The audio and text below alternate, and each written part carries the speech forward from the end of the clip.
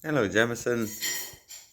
Um, Today is Friday, the 26th of November, and I'm gonna get ready because I've got to go to work this evening. But I miss you, and I'm gonna read you a story called Professor Cockatoo's Amazing Weather Dust.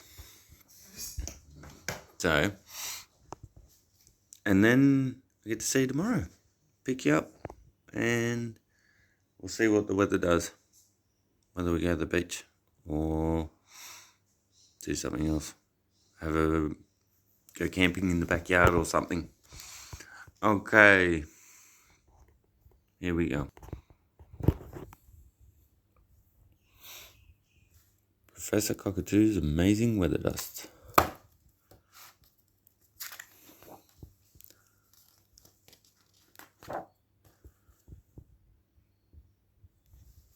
Check it out. I'll try and get it all in for you. There's a lot going on in this one. It was spring in Possum Creek, but future seemed quite bleak, for a cruel drought held sway upon the land. The lake was drying fast, and they knew it wouldn't last. In short, a dreadful crisis was at hand.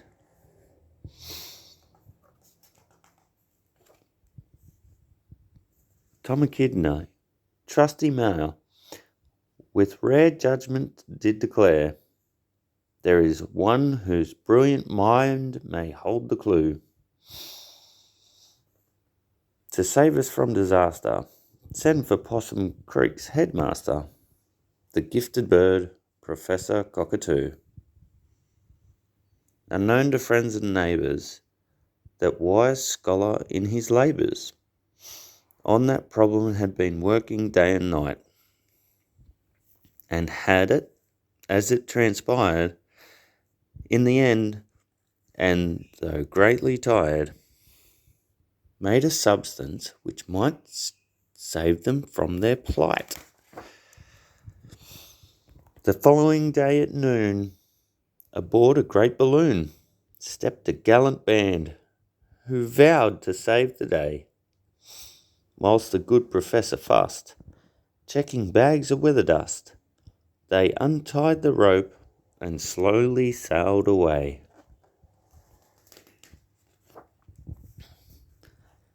Big Red Kangaroo, as planned, took charge of ballast sand. Edgar Law stood by a cannon of great size. Wally Wombat steered the craft, and Peter Possum stationed aft, with Platypus kept watch with anxious eyes.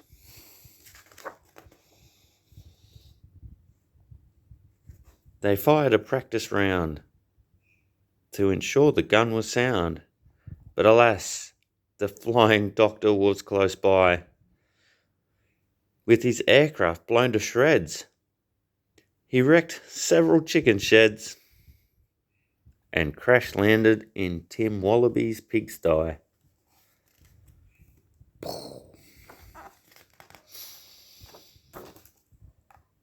The crew, quite sad of face, filled the gun with half a case of weather dust and lit the fuse with care.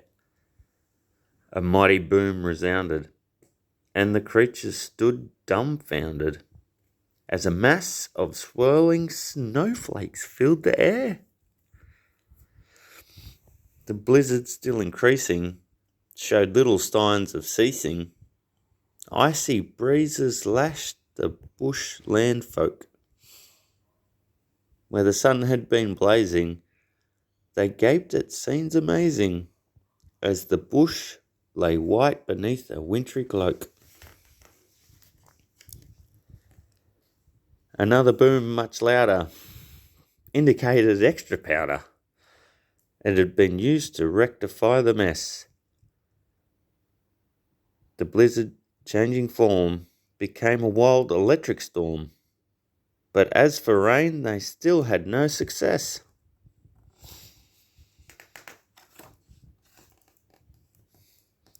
This time the gun reloaded. With a might, too much exploded, scattering the crew both far and wide. Cockatoo and Edgar were the luckiest by far, and flew away with little hurt but pride.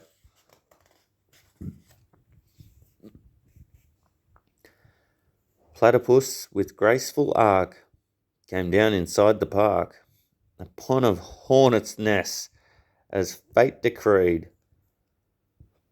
The occupants, of course, protested with such force that he departed shortly after a great speed.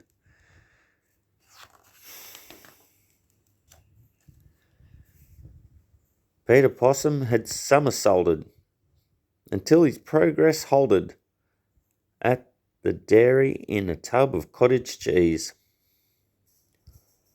Wally Wombat, always brave, caused a mini tidal wave as he hit Lake Wangi backwards, if you please.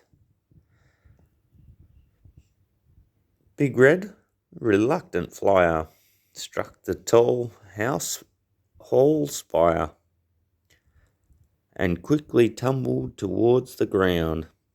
So the spire sits up here on the top, to land with doubtful luck upon the garbage truck, which was passing at the moment on its round.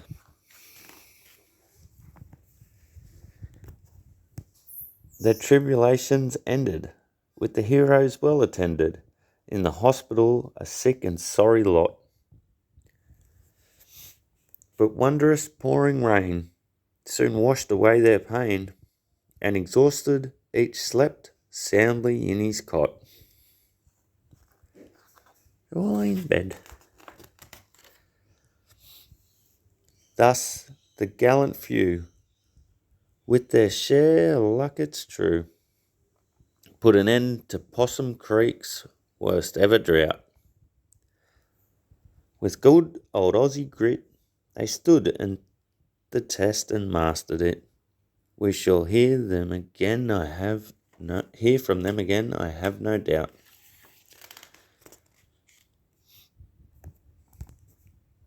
So, the end, my little man.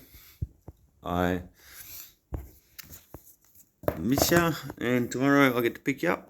So, hope you're having fun. And good news, I've got Christmas Eve change shift, so I can see you on Christmas Eve, which is our Christmas. So yay! That'll be good. I love you, little man, and I'll see you tomorrow.